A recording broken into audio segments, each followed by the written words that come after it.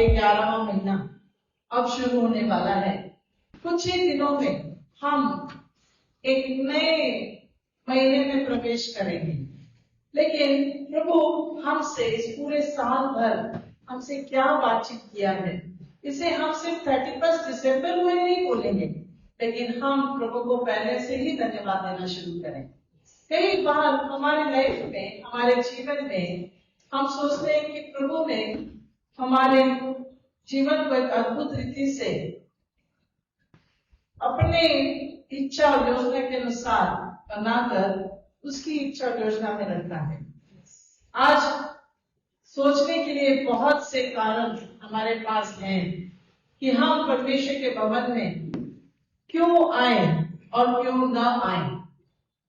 काफी जन सोचते हैं कि हम बीमार हैं इसलिए हमको परमेश्वर के भवन में जाना चाहिए, और काफी जन सोचते हैं कि हम बीमार हैं इसलिए आज हम परमेश्वर के भवन नहीं जा सकते। दोनों सोच अलग अलग है, लेकिन हम परमेश्वर से क्या उम्मीद करते हैं। परमेश्वर पिता, वो यहोवा परमेश्वर हमें सब कुछ देने के लिए तैयार है। प्रभु यीशु मसीह ने हमारे लिए अपना सब कुछ दे दिया। आज इस रविवार की आराधना में हम जब प्रभु के वचन से सीखने जा रहे हैं, प्रभु का पवित्र आत्मा हमें बहुत कुछ सिखा रहा है। आज यहोशू उसका 3रा अध्याय से परमेश्वर के पवित्र आत्मा हमसे बातचीत करना चाहता है। यहोशू एक ऐसा सेवक जो मूसा के साथ साथ चला, और मूसा जब न गया तब यहोशू को परमेश्वर ने खड़े होने के लिए कहा, और एक ऐसी लीडरशिप में उसको इस्राएली लोगों को आगे लेकर के जाने के लिए उसको वहां पर चुना। यहोशू जो मूसा के साथ साथ हमेशा चलता था, जब जब मूसा मंडप में अंदर, निवास मंडप में अंदर जाता था, परमेश्वर के साथ बातचीत करता था, यहोशू भी वहीं बाहर खड़ा होकर के वहां पर इंतजार करता था। जब मूसा बाहर आएगा तभी मैं वहां से निकलूंगा। उतना डेडिकेशन, इतनी गंभीरता उसके आत्मिक रीति से उसके जीवन में थी। यहोशू से बहुत कुछ सीखने जैसा है। आज यहोशू की ही किताब से हम कुछ बातों को सीखने वाले हैं, और यहाँ पर इस यहोशू के जीवन से हम जब सीख रहे हैं तो उसको आगे भी आने वाले दिनों में अगर हम उसे सीखते रहेंगे।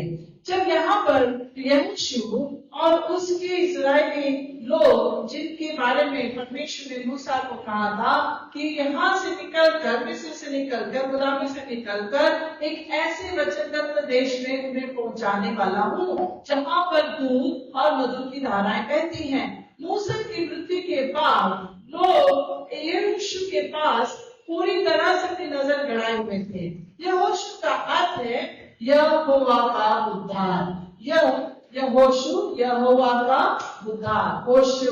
ओके, और जब यहाँ पर हम देखते हैं कि इस पुस्तक में यहोशू की जो शुरुआत है वो मूसा की मृत्यु से शुरुआत हुई, और मूसा की मृत्यु के बाद सभी लोग जब यहोशू के पास पूरी दृष्टि गड़ाए बैठे थे कि क्यों, जिस तरह मूसा के साथ परमेश्वर था वैसे ही यहोशू के साथ भी परमेश्वर यहोवा है। इस विश्वास को उन लोगों ने यहोशू के ऊपर दिखाया, क्योंकि यहोशू ऐसा लड़का था, ऐसा व्यक्ति था जो मूसा के संग संग हमेशा रहता था, और उसके मूसा के 2 पुत्र भी थे, लेकिन उनका कहीं पर वर्णन नहीं है। लेकिन यहोशू को परमेश्वर ने वहां पर एक नई लीडरशिप के लिए चुना। हालेलुया। और उसका ढाढ़स बताया, उसको हियाव बांधने के लिए बोला, और काफी सारी बातों को पहले अध्याय में आप पढ़ सकते हो। और यहाँ पर दूसरे अध्याय में जब यहोशू यहाँ पर अनेक लोगों को लेकर के जाने के लिए जब यहाँ पर चुना गया हुआ एक नेता है, उसने यरीहो का भेद देने के लिए कुछ लोगों को वहां पर भेजा, ताकि वहां से पता चल सके कि वहां यरीहो में कैसी परिस्थिति है। दो बेटियों को भेजा, वहां पर राहाब वेश्या ने उनको बचाया और किस तरह से परमेश्वर की योजना और कृपा दृष्टि उस राहाब पर पड़ी। और इस बातों को पहले अध्याय में और दूसरे अध्याय में अभी तक जो भी मैंने बताया उसको आप पढ़ सकते हो। लेकिन तीसरे अध्याय में जब हम पढ़ते हैं तो पहले वचन को जब हम पढ़ेंगे तो वहां पर लिखा है, यहोशू सवेरे उठा और सब इस्राएलियों को साथ ले शित्तीम से कूच कर यरदन के किनारे आया और वे पार उतरने से पहले वहीं टिक गए। एक बहुत बड़ी बात यह है कि यरदन के पास आना, यहाँ पर पहुंचने से पहले शित्तीम नाम की जगह पर वहां पर से निकले। लेकिन शित्तीम का अर्थ है बाइबल के अनुसार या शित्तीम जो जगह है वो एक मॉरल फेलियर और एक इम्पॉर्टेंट प्रिपरेशन के बारे में बताती है। मॉरल फेलियर और एक इम्पॉर्टेंट प्रिपरेशन के बारे में बताती है। एक जगह पर पहुंचकर एक इम्पोर्टेंट तैयारी का महत्व को वो बताती है। अगर इसे हिंदी में कहें तो शित्तीम का दोहरा अर्थ है और उसका दोहरा महत्व है। और एक महत्व है एक नैतिक परीक्षा का स्थल, एक नैतिक परीक्षा का स्थल, और दूसरा है एक महत्वपूर्ण तैयारी का स्थान, महत्वपूर्ण तैयारी का स्थान। जब शित्तीम से निकलकर यरदन के किनारे आए और वहां पर पार उतरने से पहले, कहां से? यरदन से पार उतरने से पहले वे यरदन के किनारे पर ही टिक गए। क्यों? क्योंकि परमेश्वर ने उनको आज्ञा दी थी कि यहाँ पर कितने दिन तक टिके रहना है। उसके दूसरे वचन को पढ़ेंगे। और 3 दिन के बाद सरदारों ने छावनी के बीच जाकर, और कितने दिन वहां पर टिक गए? 3 दिन। कहेंगे 3 दिन। 3 दिन शित्तीम से निकलने के बाद यरदन के किनारे पहुंचने के लिए ये सारे लोग वहां पर 3 दिन टिके रहे। और माना जाता है कि शित्तीम से लेकर के यरदन 4 से 5 मील दूर ऐसा होगा रास्ता। और वहां पर पहुंचने के बाद यरदन को इमीडिएटली पार नहीं करना है, यरदन के किनारे टिके रहना है, यरदन के किनारे टिके रहना है। शित्तीम के बाद अगर आप देखोगे कि यहाँ पर आगे जब परमेश्वर की आज्ञा परमेश्वर ने उस लोगों को दी, यहोशू को कुछ बातों को बताया, उस बातों को जानना जरूरी है। क्यों परमेश्वर ने इनको 3 दिन वहां रुके रहने के लिए कहा? क्यों परमेश्वर ने नहीं कहा कि जिस तरह से लाल समुद्र के सामने आए और मूसा को कहा अपना हाथ था और यहाँ से परमेश्वर ने पूर्वाई को उस आंधी को उस हवा को उसने बहाया, जिससे वो लाल समुद्र रात पूर्वाई की हवा में वो पूरी तरह से मार्ग को तैयार करता गया। वहां पर एक रात रुकने के बाद जो भी मार्ग तैयार हुआ। लेकिन यहाँ यरदन के किनारे, यरदन नदी जो है वो समुद्र से तो छोटी है, लेकिन फिर भी परमेश्वर ने कहा यहाँ पर 3 दिन रुके रहना। क्यों रुके रहना? आइए तीसरे वचन को जब हम पढ़ेंगे, प्रजा के लोगों को यह आज्ञा दी, जब तुमको अपने परमेश्वर यहोवा की वाचा का संदूक और उसे उठाए हुए लेवीय याजक भी देख पड़े, तब अपने स्थान से कूच करके उसके पीछे पीछे चल, परंतु उसके और तुम्हारे बीच में 2000 हाथ के लगभग अंतर रहे। तुम संदूक के निकट न जाना, ताकि तुमको देख सको कि किस मार्ग से तुमको चलना है, क्योंकि अब तक तुम इस मार्ग पर होकर नहीं चले। अब यहाँ पर परमेश्वर यहोवा ने आज्ञा दी कि प्रजा के लोगों को जाकर यह आज्ञा दे। यहोशू से कहा है कि जब तुमको अपनी परमेश्वर यहोवा की वाचा का संदूक उठाए हुए लेवी याजक भी देख पड़े, अपने स्थान से कूच करके उसके पीछे पीछे चलना है। याजक जब तक संदूक को, वाचा के संदूक को उठाकर नहीं चलते, उसके बाद में आपको उनके पीछे चलना है। लेकिन एक आज्ञा परमेश्वर ने दी कि जब याजक चलेंगे तो याजक के पीछे तुमको कम से कम 2000 हाथ के लगभग अंतर रखना है, 2000 हाथ के लगभग। लेकिन अब पहले इस मार्ग को पहुंचने से पहले परमेश्वर ने कहा तुम देख सको किस मार्ग में तुमको चलना है, क्योंकि अब तक तुम इस मार्ग पर होकर नहीं चले। परमेश्वर यहोवा उन लोगों को ये चेतावनी देने के लिए कह रहा है कि यहोशू लोगों से तक इस मार्ग पर नहीं चले हैं जिस मार्ग पर मैं चलने की आज्ञा देता हूँ। इसीलिए 3 दिन इनको टिके रहना है ताकि वो तैयारी कर सके।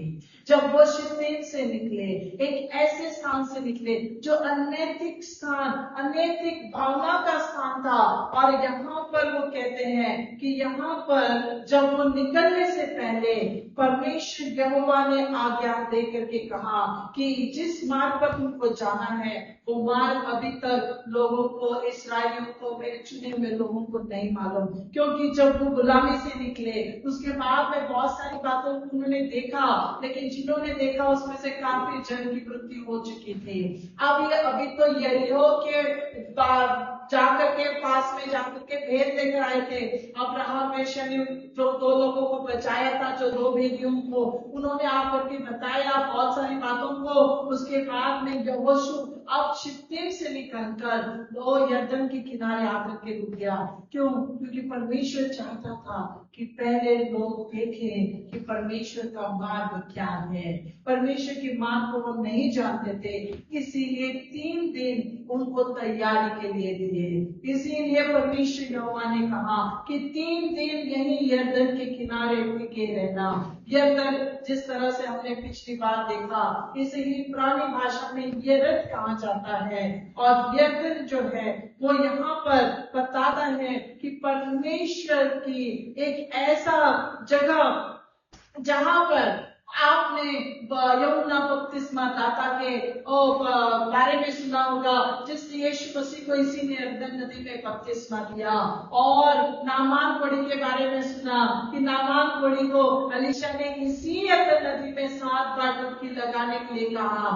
अब इस यरदन नदी का बड़ा महत्व है, लेकिन इस यरदन नदी के पार नहीं जाना है अभी। क्यों? क्योंकि अभी तक इनकी तैयारी नहीं हुई है। इनको नहीं पता है कि कहाँ पर कैसे चलना है, कौन से मार्ग में जाना है, ये नहीं जानते।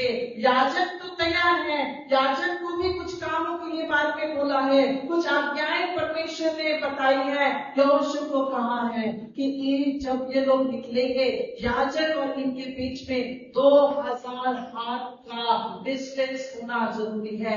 क्यों परमेश्वर ने इन सारी बातों को बोला है?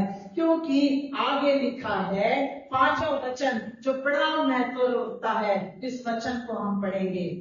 फिर यहोशू ने प्रजा के लोगों से कहा, तुम अपने आप को पवित्र करो, क्योंकि कल के दिन यहोवा तुम्हारे मध्य में आश्चर्य काम करेगा। हालेलुया। क्यों परमेश्वर ने कहा है कि यहाँ पर टिके न हो? क्योंकि यहोशू अपने लोगों से जा करके है कि अपने आप को पवित्र करो, अपने आप को पवित्र करो। पहली बात, वो नहीं जानते किस मार्ग में उनको जाना है, उन्होंने उस मार्ग को कभी नहीं देखा है, इसीलिए यहीं पर 3 दिन टिके रहना। और यहाँ टिके रहने के लिए दूसरा कारण है कि अपने आप को पवित्र करो। क्या इस्राएली अपने आप को अपवित्र किए हुए थे? इस बात को जानने के लिए हम गिनती की किताब 25 अध्याय 1, 2 और 3 को पढ़ने वाले हैं। क्यों परमेश्वर ने कहा कि अपने आप को पवित्र करो? क्यों उसने आज्ञा दी कि मैं कल उनके बीच में आऊंगा, और इसीलिए उनके बीच में आने के बाद आश्चर्य करने से पहले, यरदन को पार करने से पहले 3 दिन यहाँ पर टिके रह करके जिस मार्ग को नहीं जानते उस मार्ग को कैसे चलना है वो जानने के लिए अपने आप को पवित्र करने की आवश्यकता है। क्या जरूरत थी परमेश्वर को इस बात को बोलने की? इस बात की जानकारी के लिए नंबर्स चैप्टर 25 1-3 में हम देखने वाले हैं। पढ़िए। इस्राएली शित्तीम में रहते थे, हाँ, और वे लोग मोआबी लड़कियों के संग कुकर्म करने लगे।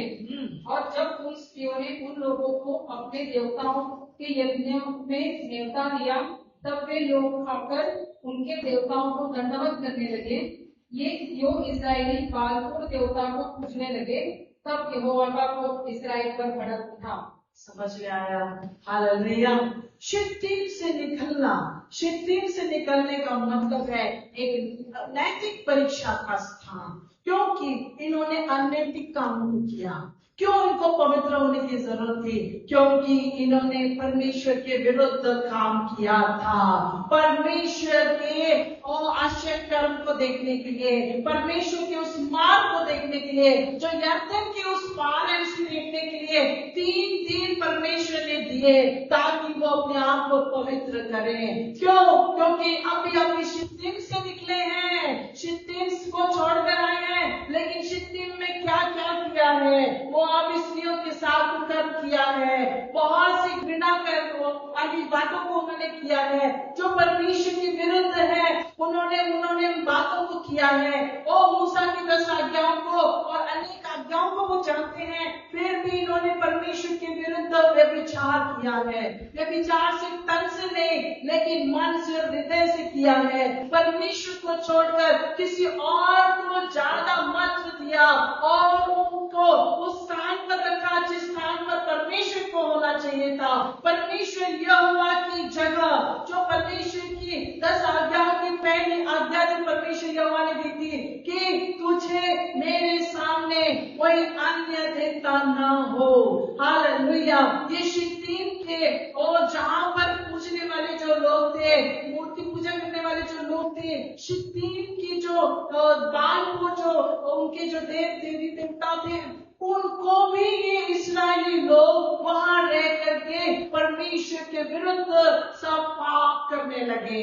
इसीलिए परमेश्वर पिता ने यहोशू से कहा, यहाँ यरदन पर ही टिके रहना, अभी पार नहीं जाना, अभी समय नहीं आया है। 3 दिन परमेश्वर पिता ने दिया, मैं इनके बीच में उतरो, मैं इनके बीच में रहकर आश्चर्य कर्म करो, क्योंकि उस करने से पहले इनको अपने आप को पवित्र करने की जरूरत है।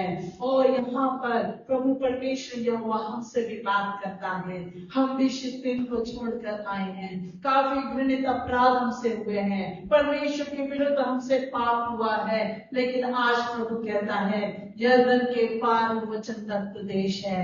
आज जब इस यरदन रूपी संसार में हम रह रहे हैं, इसी यरदन में प्रभु मार्ग को बनाएगा। इसी यरदन को पार करते हुए हम उस स्वर्ग में, उस सिय्योन देश में पहुंचेंगे। लेकिन वहां जाने की एक आज्ञा प्रभु कहता है कि यहाँ पर यरदन के किनारे टिके रहना, अभी उतरने की जरूरत नहीं, अभी पार करने की जरूरत नहीं, क्योंकि इसको तुम अभी पार नहीं कर सकते। क्यों? क्योंकि यरदन नदी के बारे में परमेश्वर के वचन में लिखा है, उसके 3 के 15 को हम पढ़ेंगे। इसी अध्याय के 3 के 15 को हम पढ़ेंगे। और संदूक के उठाने वाले यरदन पर पहुंचे, और संदूक के उठाने वाले याजकों के पांव यरदन तीर के जल में डूब गए।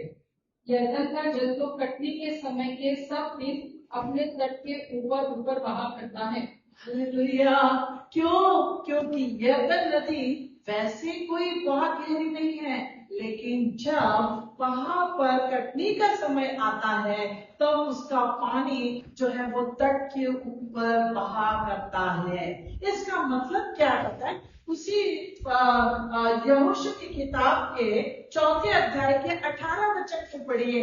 क्यों यरदन के तट पर हमें परमेश्वर के वचन को पढ़ना है? सिर्फ मोटिवेशनल और इंकरेजिंग मैसेज को सुनकर नहीं जाना है, परमेश्वर के वचन से सीखकर हमको आगे बढ़ना है कि प्रभु परमेश्वर हमें क्या सिखाना चाहता है। और इसी अध्याय 4 अध्याय के 18 वचन को हम पढ़ेंगे।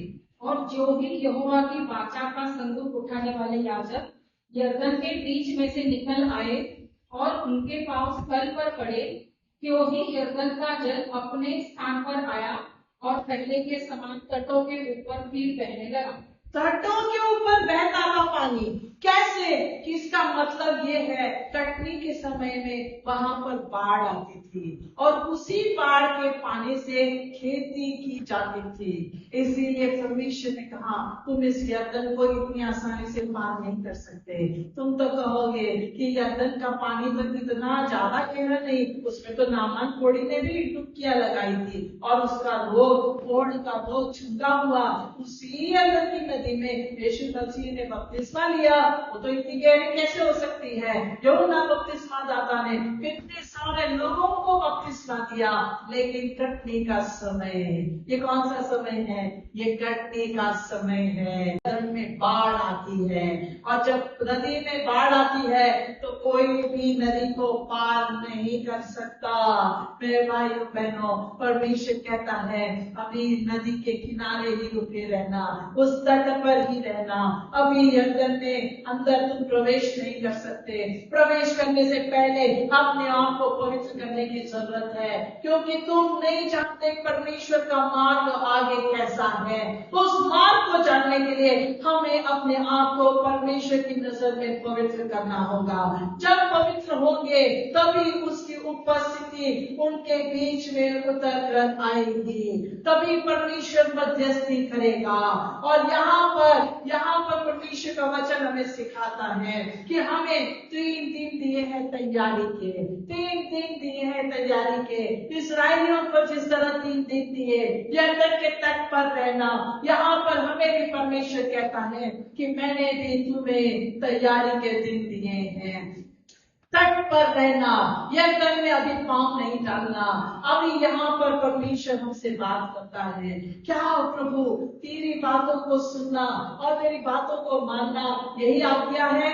यस, यही आज्ञा है, क्योंकि परमेश्वर की वचन में जो लिखा है उसे हमें करना है, जो नहीं लिखा है उसे हमें नहीं करना है। हालेलुया। आपका कदम रखने से पहले यहाँ पर परमेश्वर उनकी तैयारी की बात कर रहा है। जब तैयारी होगी, जब तुम देखोगे किस मार्ग में तुमको चलना है, क्योंकि जो मार्ग प्रभु दिखाना चाहता है उस मार्ग पर तुम कभी नहीं चले हो। इसीलिए प्रभु मौका दे रहा है कि इस्राएलियों, तुमने जो शित्तीम में पाप किए, जो तुमने शित्तीम से निकलकर अनैतिकता की है, उसको अपने साथ में लेकर के तुम यरदन के पार नहीं जा सकते। उसको यरदन में पूरी तरह से डुबोकर और उसमें जाने से पहले अपने आप को पवित्र करने की जरूरत है। और परमेश्वर कहता है जिस मार्ग पर तुमको चलना है उस मार्ग पर हम ऐसे ही नहीं जा सकते। आज हमारे लिए भी प्रभु ने उस वचनदत्त देश सिय्योन देश को हमारे रखा है, लेकिन वहां जाने से पहले वो कहता है अपनी तैयारी शुरू करो, अपने आप को जांचो, अपने आप को परखो, क्योंकि हम नहीं जानते किस मार्ग पर चल रहे हैं। परमेश्वर जानता है कि तुम्हें किस मार्ग पर ले जाना है। उस मार्ग पर जाना इतना आसान नहीं है। वहां पर एक यरदन नदी लगती है, वहां पर बाढ़ का पानी है जिसमें डूबने की पूरी संभावना है, लेकिन प्रभु तुम्हें डूबने नहीं देगा। एक आश्चर्य कर्म वो करने वाला है, लेकिन उस आश्चर्य कर्म को देखने से पहले अपने आप को पवित्र और शुद्ध करो।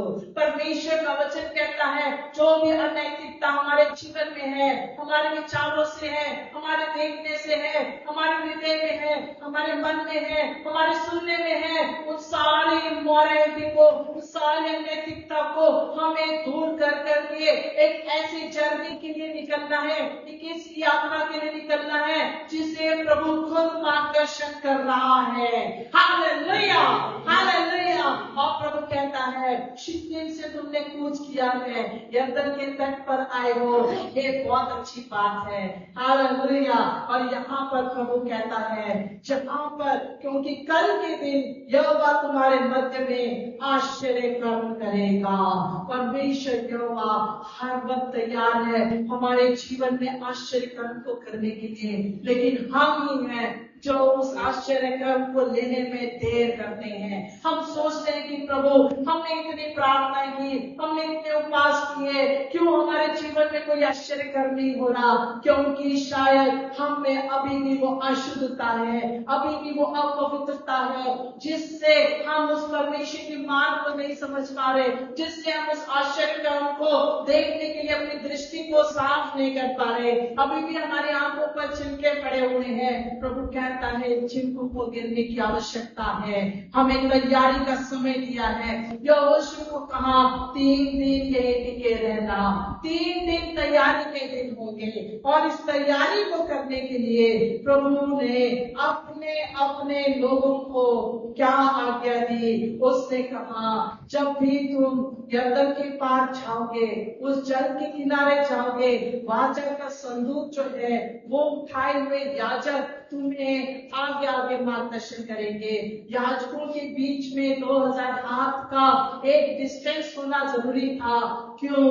क्योंकि याजक को अगर परमेश्वर की सेवा करनी है, वो ठीक तरह से दियों को जलाना है, ठीक तरह से उस धूप को जलाना है, ठीक तरह से उस बलिदानों को करना है, ठीक तरह से जो परमेश्वर ने आज्ञा थी उसको करना है, तो उनको अपने आप को हमेशा पवित्र रखना पड़ता था, ताकि वे परमेश्वर के सम्मुख जा सके। याजक ये अलग किए हुए लोग थे, और जो बाकी के इस्राएली थे वो अलग रखने के लिए कहा। क्यों? क्योंकि वे परमेश्वर की उपस्थिति में अभी तक नहीं चल रहे थे। इसीलिए याजकों के बीच में और इस्राएली में अपने बीच में परमेश्वर ने 2000 हाथ का डिफरेंस रखने के लिए कहा। और यहाँ पर इतने बड़े डिस्टेंस को, इतनी बड़ी जो दूरी है दोनों के बीच में रखने के लिए इसलिए कहा, क्योंकि वो सेवा करने वाले लोग थे। इसका मतलब ये नहीं कि वो पापी नहीं है, पापी तो हम सब हैं, लेकिन परमेश्वर ने अपने इकलौते पुत्र यीशु को हमारे लिए भेजा। यीशु मसीह ने हम सब के लिए उस क्रूस पर जाने की ठानी, और उसने हमें 3 दिन का समय दिया। वो तैयारी का समय उसने हमें दिया है। उस 3 दिन की वजह से आज हम उस मार्ग पर चलने के लिए तैयार किए गए हैं। उस मार्ग को देख सकते हैं जो परमेश्वर यहोवा ने अपने इकलौते पुत्र यीशु मसीह को भेजकर हमारे लिए तैयार करवाया। और उस यीशु मसीह की वजह से, उस 3 दिन की वजह से हमारी तैयारी आज शुरू हो चुकी है, ताकि हम उस जगह पर, उस परमेश्वर के साथ में, जहां उसने हमारे लिए रहने के स्थान को बनाया है, उस उत्तम देश में जाकर के रह सके। लेकिन यहाँ पर प्रभु यीशु मसीह ने उस 3 दिन की तैयारी को हमारे लिए करने के लिए हमें समय दिया है। उसको कोई भी जरूरत नहीं थी। जिस तरह उसकी मृत्यु हुई, उसी क्षण वो जब गाड़ा गया, उसी क्षण वो उसी वक्त बाहर आ गया। लेकिन हमारे लिए हमें उसने मौका दिया, 3 दिन का मौका दिया, 3 दिन की तैयारी का समय उसने दिया, ताकि हम सब उस जगह पार होकर के उस उत्तम देश में पहुंच सके, जहां पर परमेश्वर पिता ने अपने अब्राहम, इसहाक और याकूब को, अपने चुने हुए वंश को ये पूरा एक तरह से प्रॉमिस किया था।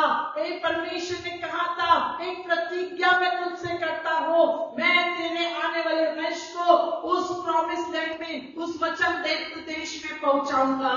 और वो वचनदत्त में देश में पहुंचने के लिए परमेश्वर पिता ने यहोशू को जिस तरह से 3 दिन तैयारी के दिए, उसी तरह आज परमेश्वर ने हमको भी वो 3 दिन तैयारी के दिए। यीशु मसीह के द्वारा प्रभु यीशु मसीह हमारे लिए मारा गया, हमारे लिए उस क्रूस पर जख्मी हुआ, और उसकी कोड़ों की मार की वजह से आज हम छुड़ाए गए हैं। हमने बहुत से पाप किए, अधर्म किए, अनैतिकता का काम किया, लेकिन शिद्दत की दूसरी बात ये थी कि एक इम्पोर्टेंट प्रिपरेशन, एक ऐसे स्थल में जाने की तैयारी के लिए शित्तीम से निकले हुए लोग जो यरदन के किनारे पहुंचे, उसको एक तैयारी का स्थान भी कहा गया। आज जब हम यहाँ पर हैं, यहाँ पर एक तैयारी के स्थान में हम पहुंचे हैं, यहाँ पर लागू के प्रभु ने खड़ा किया है। कैसे तुम परमेश्वर के उस प्रॉमिस लैंड में पहुंच सकते हो? वहां जाने के लिए प्रभु यीशु मसीह ने हमें 3 दिन तैयारी के दिए और तीसरे दिन वो यीशु मरे हुओं में से जी उठा। उसने उस अधोलोक की सारी चाबियां उस शैतान से छीन ली और उसको बताया, मृत्यु तेरी लग कहाँ, हे मृत्यु तेरी जय कहाँ। उस प्रभु यीशु ने उस पर विजय प्राप्त किया और उसने 3 दिन का समय लिया और हम सबको छुड़ाने के लिए, उस प्रॉमिस लैंड में पहुंचने के लिए उसने कहा है, अपने आप को तैयार करो, अपने आप को तैयार करो। आज प्रभु परमेश्वर पिता हमसे बात करता है।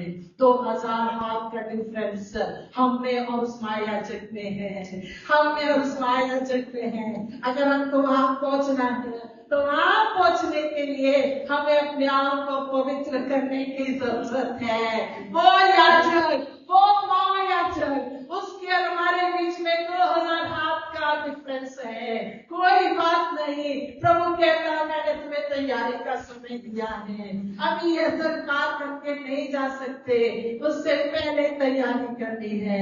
आज हमें प्रभु ने ये मौका दिया है, ये विश्वास रखा है, हमारा महायाजक संदूक को लेकर के आगे आगे चल रहा है। ये वाचा का संदूक क्या है? ये वाचा का संदूक हमारी पवित्र बाइबल है। उस वाचा के संदूक में क्या था मेरे भाइयों बहनों? उस वाचा के संदूक में वो 10 आज्ञाएं थी, वो हारून की लाठी थी, वो मन्ना का पॉट था, वो मन्ना का मटका था, वो उसमें आज्ञाएं थी। आज ये वाचा का संदूक जब हम लेकर चल रहे हैं तो इस वाचा के संदूक में वो सब कुछ है। वो चढ़ाव है जिसकी लाठी हमको मिली है, ये मार्गदर्शन करता है। ये वो लाठी है जो संदूक में है, ये वो वचन है जो आज्ञाएं देते हैं, ये वो करार है, ये वो वाचा का संदूक है जो हमें बताता है कि हमको तैयारी कैसे करनी है। हमारे बीच में भले 2000 हाथ का डिफरेंस है, लेकिन ये वाचा का संदूक हमें बताएगा, ये हमें सिखाएगा कि हमें उस पार जाने के लिए इस वाचा का संदूक का होना जरूरी है। जब हमने पढ़ा कि प्रजा के लोगों को आज्ञा दिया कि प्रजा, तीसरे वचन में हम देखते हैं, यहोशू के 3 अध्याय के 3 वचन में वाचा का संदूक और उसे उठाए हुए लेवीय याजक देख पड़ेंगे उस स्थान से, तभी कुछ करना और उसके पीछे पीछे चलना। किसके पीछे? इस वाचा के संदूक के पीछे, जो आज आपके और मेरे हाथ में इजीली अवेलेबल है। लेकिन आज गंभीर बात यह है कि इस वाचा के संदूक को खोलकर उसकी आज्ञाओं को पढ़ना और उसके वचनों पर चलना हम नहीं सीख रहे। इसीलिए शायद हम उस 2000 हाथ की दूरी को आज भी पूरा नहीं कर पा रहे। उस 2000 हाथ की दूरी को दूर करने के लिए हमें अपने आप को तैयार करना है। यीशु मसीह वो जरिया बनकर आया, उसने उस वाचा के संदूक को हर एक को यहाँ पर दर्शन करने के लिए उस क्रूस पर जब वो मरा, उसने उस परम पवित्र स्थान में लगे हुए पर्दे को अपनी मृत्यु के द्वारा वो पूरी तरह से खोल कर रख दिया। क्यों? ताकि हम अब आसानी से उस महायाजक जो प्रभु यीशु है उसके द्वारा उस वचनदत्त और उत्तम देश में जा सके, जहाँ ना भूख है, ना प्यास है, ना आंसू है, ना दुख है। वहां पर किसी बात की कमी घटी नहीं, वहां आनंद ही आनंद है। हालेलुया। प्रभु कहता है, मेरे लोगों, यहाँ पर इस्राएल लोगों से कहता है, मैं तुम्हारे बीच में आऊं, आश्चर्य कर्म करूं, इसके लिए पहले अपने आप को तैयार करो। आज हम परमेश्वर को, प्रभु यीशु को दोष देते हैं। उनकी तो टीबी ठीक हो गई, उनका कैंसर ठीक हो गया, उनका HIV ठीक हो गया, मेरा इतना सा ठीक क्यों नहीं हो रहा, मेरी परिस्थितियां क्यों नहीं बदल रही? कमी उसमें नहीं, कमी हमारे में है। वो तो अद्भुत परमेश्वर है, वो तो आश्चर्य करने के लिए रुका है, लेकिन वो कहता है अपने आप को जांचो और परखो। मैंने तुम्हें 3 दिन की तैयारी का समय दिया है। यीशु मसीह ने कहा मार्था, मरियम तू क्यों रोती हो, क्योंकि पुनरुत्थान और जीवन मैं ही हूँ। हालेलुया। आज हमारे मरे हुए आत्मिक जीवन को पुनर्जीवित करने के लिए प्रभु यीशु आज आपको तैयारी का समय दे रहा है। अपने आप को तैयार करिए। आज इस मौके को न गवाइए। साल के अंतिम पड़ाव में हम पहुंच चुके हैं। ये 10वां महीना भी खत्म हो चुका है। अब 11वां महीना हम शुरू होने वाला है। केवल 2 महीने बचे हैं। ये 2 महीने भी प्रभु हमें तैयारी के लिए दे रहा है। अपने आप को जांच और परखो। जहाँ कहीं भी प्रार्थना का मौका मिलता है वहाँ पहुंचिए। जहाँ वचन को सुनने का मौका मिलता है वहाँ पहुंचिए। केवल सोशल मीडिया पर मैसेज सुनना और प्रचार को सुनना और वहाँ पर प्रार्थना करना, इतने अपना सीमित मत रहिए। Unless and until you are bedridden, अगर आप बेड के ऊपर पूरी तरह से गंभीर अवस्था में हो, आईसीयू में हो, उठकर नहीं आ सकते तो बात और है। लेकिन जब आप ऑफिस जा सकते हो, आप अपने स्कूल जा सकते हो, आप बाकी दुनिया की सारी बातें अपने घर परिवार की कर सकते हो बाहर जाकर, तो परमेश्वर के भवन में आने के लिए गंभीर हो जाइए। प्रभु तैयारी का समय दे रहा है, तैयारी का समय दे रहा है। हम बाकी की अनैतिक बातों में उलझे पड़े हैं, अभी भी शिद्दत में ही पड़े हुए हैं। वहाँ की बहुत मजा, वहाँ के ऐशाराम, वहाँ का लग्जरियस लाइफ को एंजॉय कर रहे हैं। कोई बात नहीं, प्रभु ने हमें गुलामी से छुड़ाया है, हम ये कर सकते हैं। सोच कर मत बैठिए। प्रभु कहता है यरदन के किनारे पर पहुंच चुके हो, लेकिन पार करने के लिए एक आज्ञा है, उसका पालन करना जरूरी है।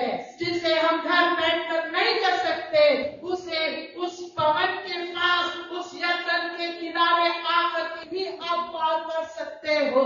प्रभु हमें मौका देता है। ये मौका मेरे भाइयों बहनों, अंतिम युग में हम आ चुके हैं। प्रभु के वचन में लिखा है अंतिम दिनों में मनुष्य की बुद्धि बहुत बढ़ेगी। ऑलरेडी AI और चैट जीपीटी का जमाना आ गया है, लेकिन आज व्यक्ति को ये समझ में नहीं आ रहा कि हमें परमेश्वर ने तैयारी का मौका दिया है। कोरोना कोविड के टाइम में हमें मौका मिला। हम 3 महीने घर पर नहीं बैठ सके, तब सोच रहे थे कि कब सब कुछ खुले और कब हम बाहर जाए।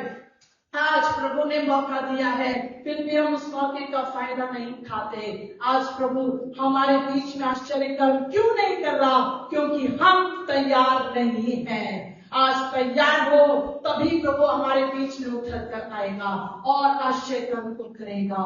आइए हम अपनी जगह पर खड़े हो जाएं और इस वक्त आप जहां कहीं भी बैठे हैं, अपने आप को पूरी तरह प्रभु को समर्पित करें और कहिए प्रभु तूने आज मुझे शिद्दत से निकालकर यरदन के किनारे लाकर खड़ा किया है।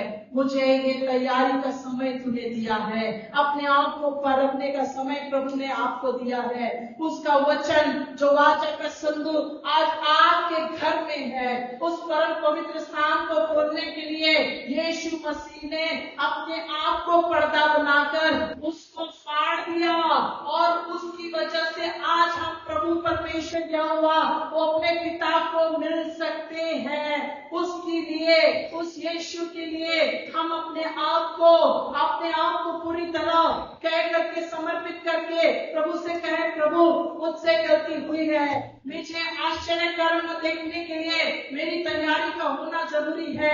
मुझ में कमी है, मुझ में प्रॉब्लम है, मुझ में समस्या है। मैं बेकार ही अपने मुख से अपशब्द निकालकर अनैतिक बातों को करकर अपने आप को पवित्र किया है, तेरे विरुद्ध पाप किया है। प्रभु मुझे क्षमा कर। तेरे सम्मुख आना है तो प्रभु उस 2000 हाथ के उस डिस्टेंस को दूर करने के लिए इतना आसान नहीं। मुझे यरदन के किनारे रुकने के लिए तूने इसीलिए कहा ताकि मैं उस अधोलोक की अग्नि में जलकर भस्म न हो जाऊं। और भस्म नहीं होता शरीर अधोलोक में, वो फिर जलकर फिर बनता है, फिर जलकर खत्म होता है। ऐसी वेदनाएं वहां पर है, वो अग्नि वहां पर है जो आपको समझ में नहीं आ रही। आज प्रभु ने तैयारी का समय हमारे लिए रखा है। उस यीशु मसीह ने हमारे जीवन को एक उत्तम देश में ले जाने के लिए अपने आप को बलिदान किया।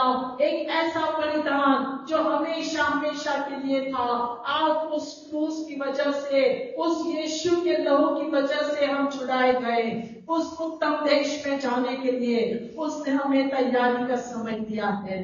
प्यारे परमेश्वर पिता, हम प्रार्थना करते हैं यहाँ पर आए हुए लोगों के लिए और जो देख रहे हैं उनके लिए, प्रभु उनके जीवन में कार्य होने के लिए वो इस वाचा के संदूक को खोले, या जहाँ पे इस वचन को बताया जा रहा है वहां पर अपने कानों को खोले, उस वचन को आंखों से देखे, क्योंकि वे नहीं जानते कि किस बात पर उनको चलना है, क्योंकि वो कभी चले ही नहीं, इसीलिए वो किसी आश्चर्य कर्म को नहीं देख पाएंगे।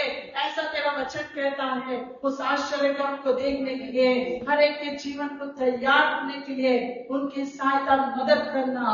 प्रभु परमेश्वर पिता, तूने अपने इकलौते पुत्र यीशु को हम सब के लिए भेजा ताकि वो हमारे लिए मार्ग को तैयार करे, और वो हमारे लिए मार्ग को तैयार किया है। प्रभु हम ही तैयार नहीं है, हम ही कहीं पर कम पड़ रहे हैं, हम तुझसे मिलने के लिए कम हो रहे हैं। प्रभु हमारी तैयारी पूरी होने पाए।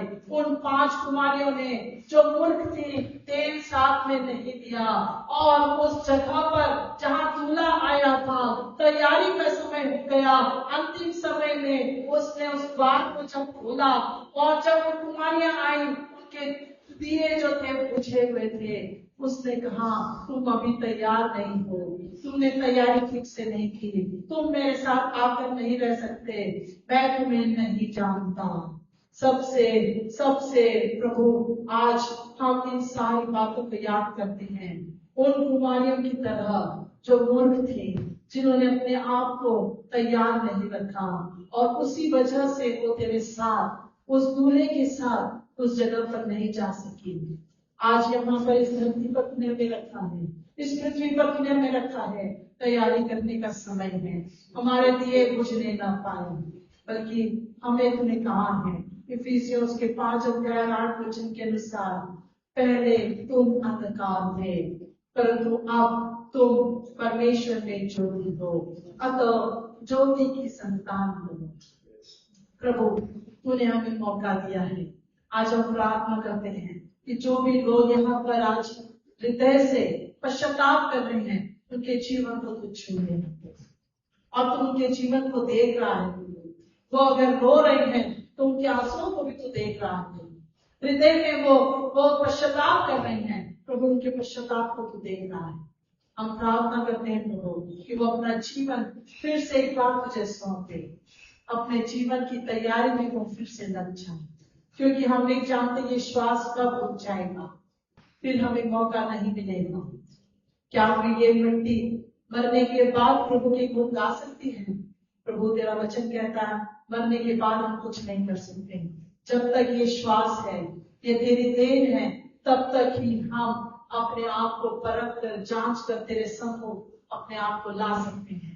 प्रभु हमें तू सहायता मदद करना, यहाँ पर आए हुए हर एक को तू छू ले, और फिर से एक बार मौका दिया, इसके धन्यवाद देते हैं। यीशु तेरे प्यार और तेरे बलिदान के लिए धन्यवाद देते हैं। तूने हमें अकेला नहीं छोड़ा, हमारी दुर्बलता में हमारे लिए सहायक पवित्र आत्मा को भेज दिया, ताकि हम सब का उद्धार हो और हम सब तेरे साथ उस जगह पर जो उत्तम देश है वहां पर पहुंचने का। धन्यवाद देते प्रभु, तेरे वचन से बात किया, आगे का समय तेरे हाथों में सौंपते हुए यीशु नासरी के नाम से मांगते पिता, सुना कबूल कर। आमीन।